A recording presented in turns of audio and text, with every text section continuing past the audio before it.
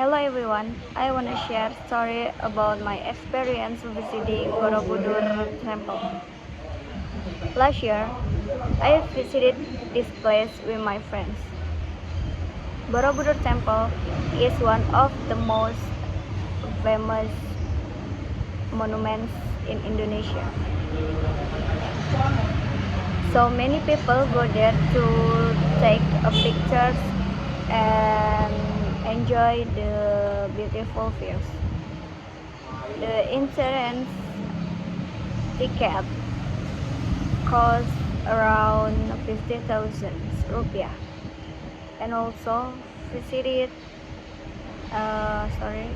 visitor need to bring water and comfortable shoes because the weather can be very hot. When I was there, the weather was sunny. Borobudur Temple is very amazing and beautiful. Borobudur Temple is located in Magelang, so many people can get there by car, bus, or motorcycle.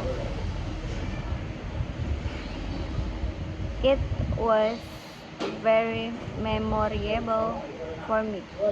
And that's it. Thank you for watching.